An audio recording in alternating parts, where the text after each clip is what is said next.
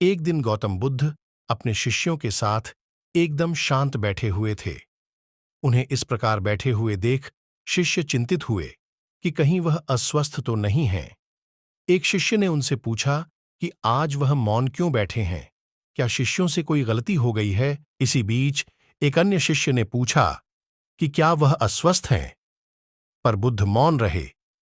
तभी कुछ दूर खड़ा व्यक्ति जोर से चिल्लाया, आज मुझे सभा में बैठने की अनुमति क्यों नहीं दी गई है? बुद्ध आंखें बंद करके ध्यानमग्न हो गए। वह व्यक्ति फिर से चिल्लाया, मुझे प्रवेश की अनुमति क्यों नहीं मिली? इसी बीच एक उदार शिष्य ने उसका पक्ष लेते हुए कहा कि उसे सभा में आने की अनुमति प्रदान की जाए। बुद्ध ने आंखें खोलीं और बोले, नहीं, वह अछूत है, उसे आज्ञा नहीं दी जा सकती। यह सुनकर शिष्यों को बड़ा आश्चर्य हुआ। बुद्ध उनके मन का भाव समझ गए और बोले, हां, वह अछूत है। इस पर कई शिष्य बोले, हमारे आश्रम में जात पात का कोई भेद ही नहीं, फिर वह अछूत कैसे हो गया? तब बुद्ध ने समझाया, आज वह क्रोधित होकर आया है। क्रोध से जीवन की एकाग्रता भंग होती है।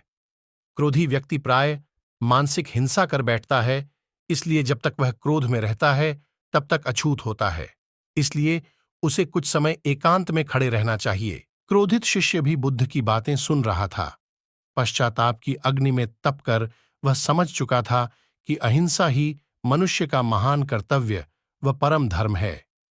वह बुद्ध के चरणों में गिर पड़ा और कभी क्रोध न करने का प्रण लिया। आशय यह है कि क्रोध के कारण व्यक्ति अनर्थ कर बैठता है और पश्चाताप उसे बाद में होता है, जिसका कोई लाभ नहीं मिलता। इसलिए हमें क्रोध नहीं करना चाहिए। असल मायने में क्रोधित व्यक्ति अछूत हो जाता है और उसे अकेला छोड़ देना चाहिए। क्रोध करने से तन, मन और धन तीनों की हानि होती है। क्रोध से ज्यादा हानिकारक